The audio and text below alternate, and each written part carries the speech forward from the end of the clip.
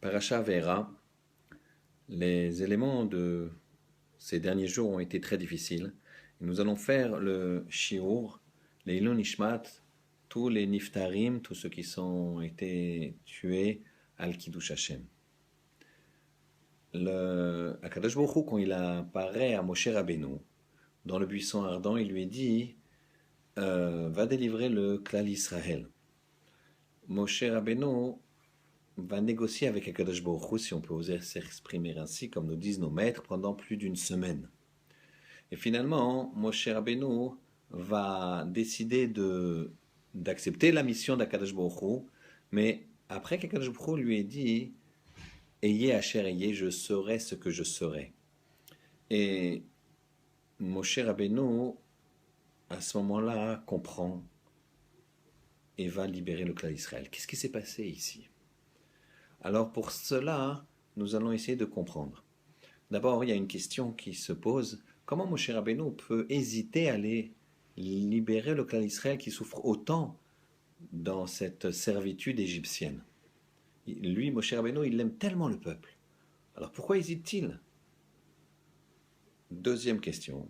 Pourquoi il va se décider à partir du moment où il demande à Kadosh Baruch Hu, mais alors à Pharaon, je vais lui dire, qui m'envoie? De quel nom je vais utiliser quel de tes noms?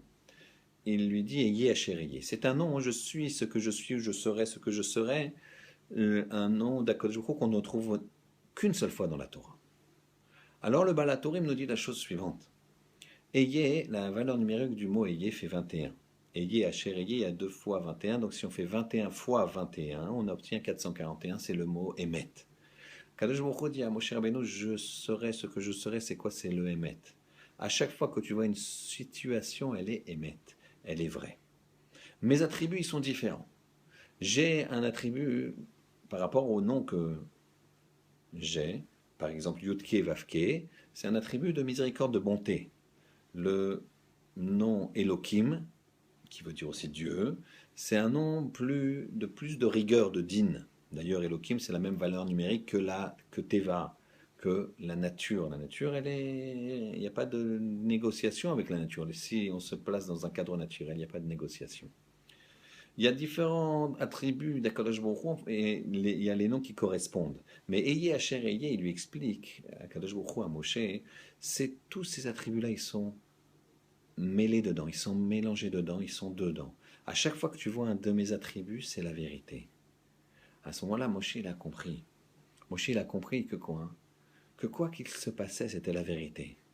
Et à ce moment-là, il a décidé de libérer le clan d'Israël, de faire la mission. Pourquoi? Pourquoi avait-il hésité? Il avait hésité parce qu'il avait demandé à Kadosh Baruch Hu, Hachem, pourquoi tu veux que je les libère? C'est pour une libération définitive? Hachem lui dit non. Alors Moshe demande à Kadosh Baruch Hu, je peux voir la suite des événements dans le temps? Hachem lui dit oui, oui. Et il voit l'oppression des Grecs, l'oppression des Romains, l'Inquisition, les Cosaques, les pogroms, la Shoah, ce qui se passe en Israël, ce qui se passe en France. Il voit toute cette souffrance. Il dit à Hachem, pour ça je vais les libérer. Kadosh Baruch Hu, tu ne peux pas comprendre. Mais ayez Asher Ayez. Je serai ce que je serai. C'est la vérité.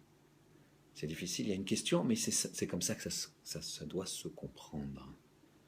Ayez, je serai ce que je reste, je serai la vérité. Ce qui est bon pour eux, je serai là. Alors on reste bien sûr avec ces questions-là, mais à ce moment-là, Moshe Rabbeinu, il l'a admis. Et c'est à ce moment-là qu'il a été libéré, le clan Israël. Akadosh Baruch Hu, il sait ce qui est bon pour nous. Nous, on a des questions. Il faut savoir rester avec ces questions et savoir que dans tous les cas, Ayez Asher Ayez, 21 fois 21, c'est 45-41, c'est la vérité. Qu'Hachem efface qu'on puisse toujours et toujours se rapprocher de cette vérité, de Torah et de Kedusha. Shabbat Shalom.